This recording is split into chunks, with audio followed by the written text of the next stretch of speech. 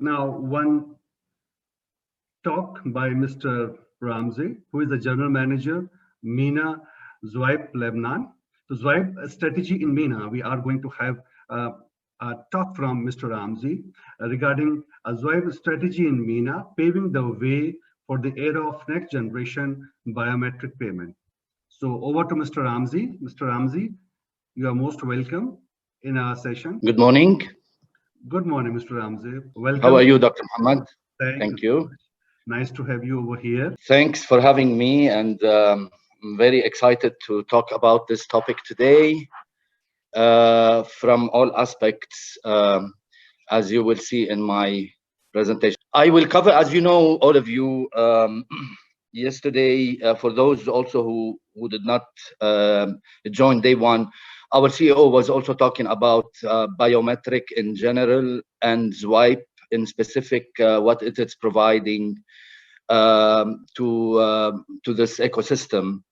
I will summarize this in a nutshell for those who didn't have the chance to listen to him yesterday. I'll also talk about, since I am really focusing myself in my role on MENA, in MENA region, I will tell you why the focus on MENA from Zwipe, why the decision was taken, and the opportunities in that region that are humongous, and we'll talk about those. Again, the role of Zwipe. We are a fintech, of course, but I would like to demonstrate to you what role are we playing in orchestrating the adoption, and I'll talk about the details, and that's very important because I have been in this ecosystem starting from the banking industry myself, then with Scheme, with one of the schemes, and processing, and now with the fintech. So really, people in the banking industry, in the issuing, in the payment ecosystem, they would like to hear about innovation, of course, but from all angles, to speak their language. And this is what I will be trying to do today, with, of course, Q&A at the end if we have time, hopefully. In a summary, of course, biometric is the talk of the town, as they say. It's going to be the future and all of this. It's very important when a decision is taken to really make sure that we are deploying or embracing the latest technology that's available, because you need to understand, not to go into the details, you need to really understand behind the biometric providing companies, what technology are they using, because this will impact a lot of things, namely cost, durability, functionality, and all of this. Just to let you know, we are in Zwipe at the latest generation biometric card, which is the company providing it compared to competition, of course. We're leading in this, and I will talk about what does this entail to you in terms of embracing this kind of technology, which we call the single silicon solution, and that's the third generation. The first and second that are offered, and please make sure you are aware of what you are being offered, are still on first and second generation cards that have a lot of layers inside the card that creates a lot of probably aspects that are not in favor of when you make the decision in terms of a bank or an issuing company or a financial institution. Now, what are the value added that we are bringing? Of course, differentiating and uplifting the payment portfolio. Remember, since 2007, when contactless was on the card, on the plastic was introduced, nothing since then was done on this tool, which still represent more than 75% of all payment done across the world. So that's one of the uplift that's very important. Very good point, a very important point, that when we talk innovation, always we talk about cost and time. Just to let you know, this is a great one with minimal cost, nothing really. On the acceptance side, nothing to be done. On the issuing side, in terms of the technology, it's a very minimal upgrade on the chip profile that all banks and issuing companies have, and they receive regularly to be updated by Visa and MasterCard. And that's a normal project that we are all issuing houses are used to that. So nothing really important to embed and embrace this technology.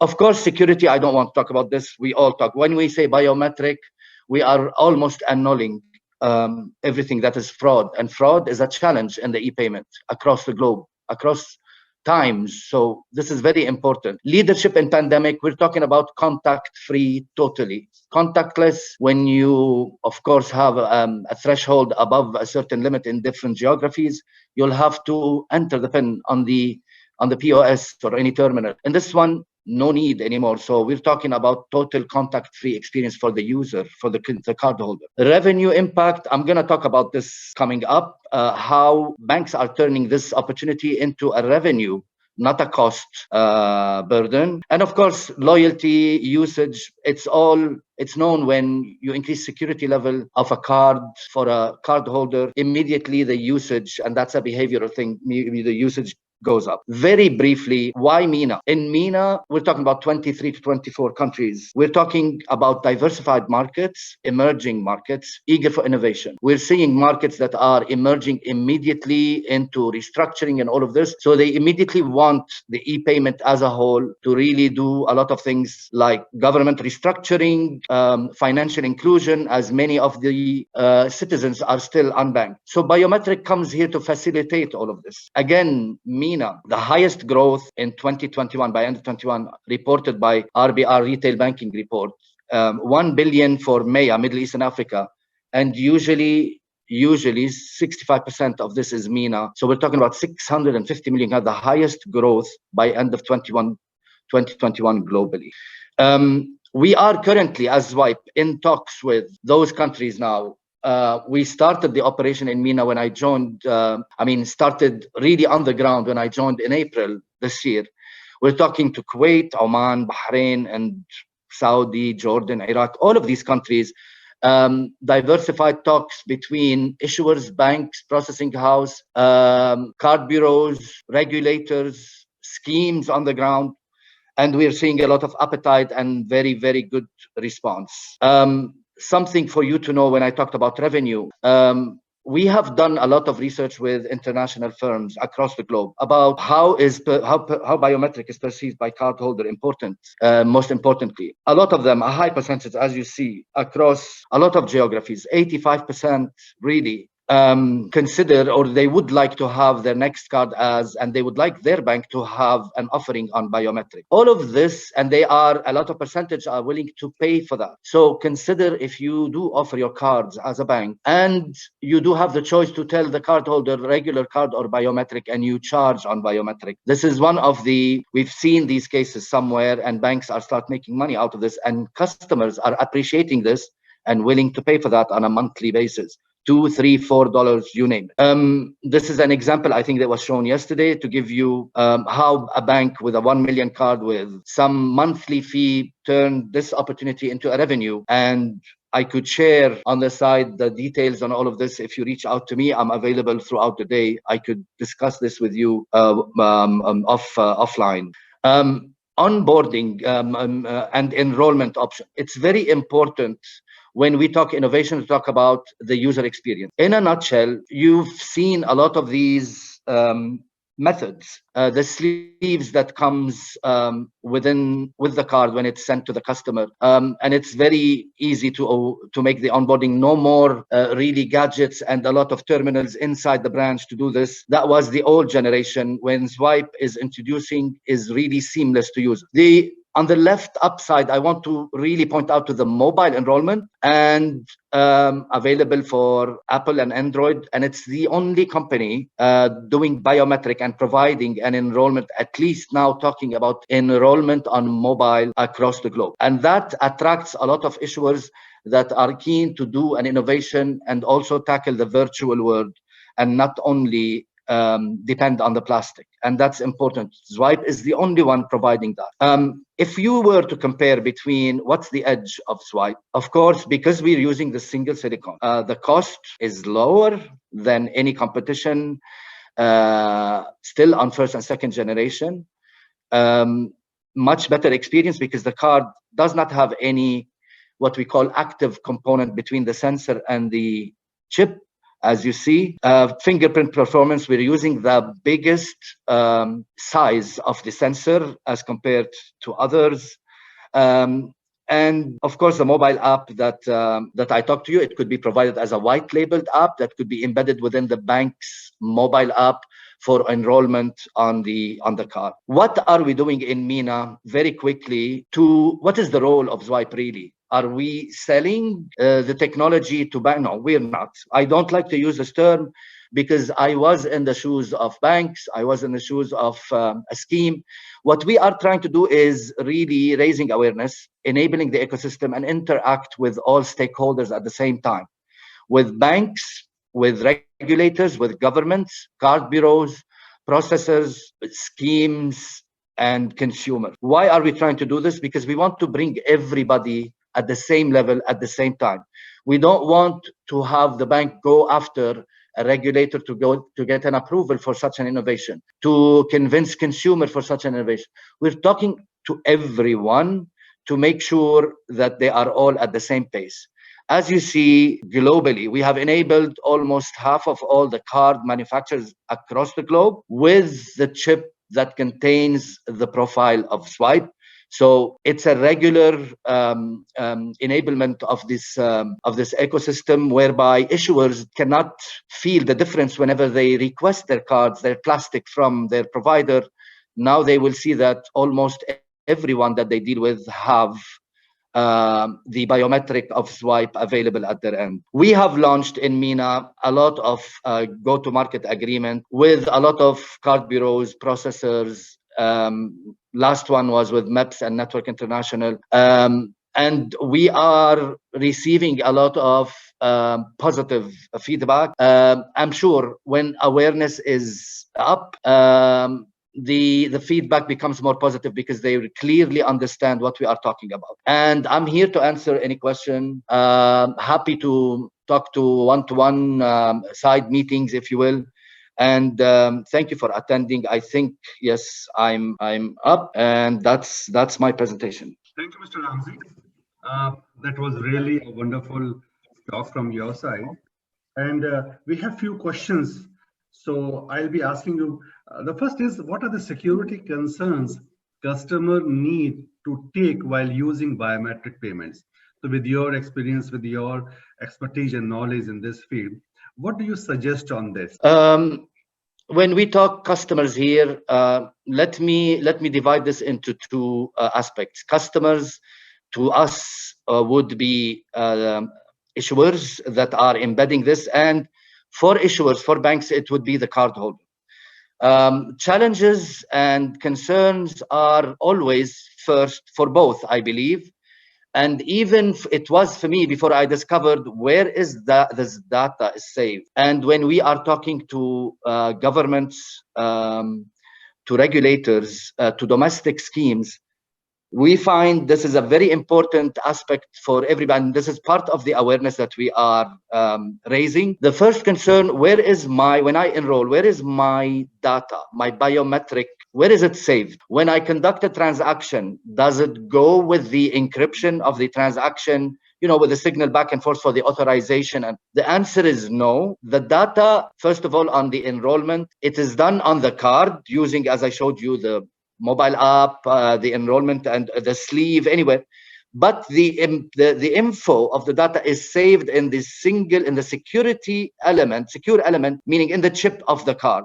So when the card holder gets rid of his card, for any reason, then the biometric data vanishes. It's not saved on a cloud, on any server of a bank, does not go with a transaction flow when you conduct one.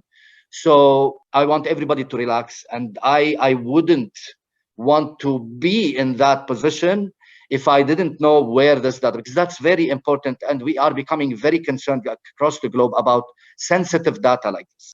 I have one more question with you, if you allow. Now, moving towards fingerprint authentication from phones to cards, now fingerprint this thing. How do you think the transformation is helping banks? Authentication from phones to cards, fingerprint authentication. So how do you feel this transformation will help the banks? I'll tell you, I've answered this questions many times, and it's like a challenging question, because 10 years ago we were talking about the inception or the start, the big vibe of the mobile wallets and the mobile phone, and conducting transactions using your mobile and virtual card and all of this. Back then we said cards, the plastic will vanish in a decade. And to be honest, that was wrong. Actually, time proved it. It did not happen. Why? Mobile wallets are very important, and they are very convenient, and they are very user-friendly. However, if you know, maybe 3 or 4 months ago, or maybe a little bit more, Apple, with its mobile app, introduced their plastic card, Apple Card, and also, and I'll explain why, and also Samsung Pay and Google Pay, all of these, they included and they introduced their plastic. Reason being, when you concentrate your profile, your payment profile in a mobile app, of course, it has its limitation when you do a cross-border transaction, meaning when you go cross-border your environment or wherever your mobile app is working, you might face some instruments or some regulations in acceptance channels or tools that are in a different geography that does not talk to your mobile app. And that's the reason, and we have example as Apple. The card is still and will remain, at least for the next 10, 15 years, the tool that you cannot really live without when you conduct payment. You need to have it all the time. And that's why Apple, they did create this as a companion to their mobile app, not to lose one transaction when you are doing something with your mobile app and it's not. So this is where we're helping banks. It's just to make sure that your entire ecosystem is active and working at all times, everywhere, anywhere, at any time. Thank you, Mr. Ramzi. We have other questions also. So inshallah, we'll come back to you and we'll communicate to you about this.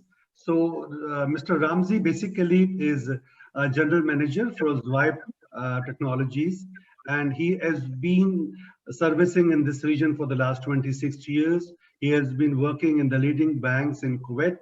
Now he is based in Lebanon, and he is the general manager of Zwipe Technology. Thank you, Mr. Ramzi, for your nice talk, for your insight about this. And inshallah, we'll come back to you again with more questions. Anytime. Thank you. Thank you. Thanks so much. Have a nice day.